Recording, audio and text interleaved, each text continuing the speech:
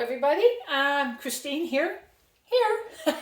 I just thought I'd come on quickly. I'm about to make the best ever chili. We used to have a cha-cha chili and they retired it a few years ago and we were so upset. And this just came in the Epic box, which is really cool because the Epic box, you always get a goodie, something new that we can critique. And that's what's in this month's one. I am so excited. I can't wait to try it. So I'm going to read very simple the instructions. It says 1 pound of lean ground beef. I'm doing 1 pound of ground turkey and I have it in the in my saucepan already here. And I'm just using our meat masher, which is really cool, does a wonderful job. And we always add onions. The recipe does not call for onion, but we add onion because we love onions. So I'm just mashing up the meat, which is ground turkey.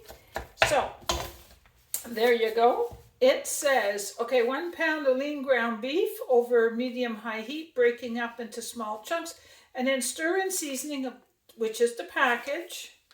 1 can of unsalted diced tomatoes, which I have here already, and 1 can of kidney beans, so they're already rinsed and just draining. They're ready to go in. And that's it, folks. That's all you need is the meat and the package. I have my trusty Epicure scissors. Gonna open the package. Oh, it smells so good. And there's a little trick. Always keep, when you're doing stuff like this, let the meat and the seasoning blend a little bit before you add everything else, which that way the meat gets really good flavor. Oh yeah, we need ½ a cup of water too. Sorry about that. So I'm gonna just let this blend for just a minute so the meat picks up all the flavor. And oh, if you could smell this, oh my God, it smells so good. So there you go. I just added the package to the meat with the onions. Give it another minute. I have it on medium heat, not too high. And I'm going to use our trusty 4-in-1 measuring spoon. Just clean this off because this is now done. I have the measuring spoon for something else. I'll show you that in a second. Now I take out our saute spoon because that's what I'm going to use to mix this all up. I'm going to add the tomato and the beans. Give it a mix. And it says ½ a cup of water, which I forgot to prepare, but I'll do that in just a second. And that's how easy it is.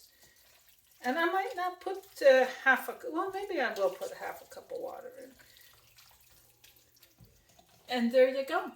Now we're just going to let it cook for about 15 to 18 minutes. I'm going to bring this up to a boil.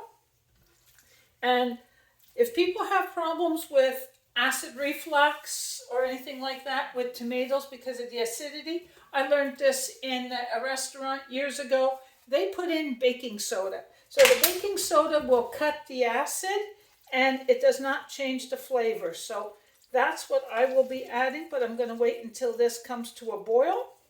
And then I will probably add a small teaspoon, larger than ½ maybe 3/4 or something like that. So not a full teaspoon, but a little bit less than a teaspoon. And I will add that once it starts to boil. And that is it. Let it simmer for about 15 to 18 minutes. And we will have best ever cha-cha chili. Best ever chili. I just love the cha-cha chili. I had about, I'd say 10 or 12 packages that I had bought when I knew they were running out. They were going to discontinue it because it is just so good. So I'm hoping this will be on par with that.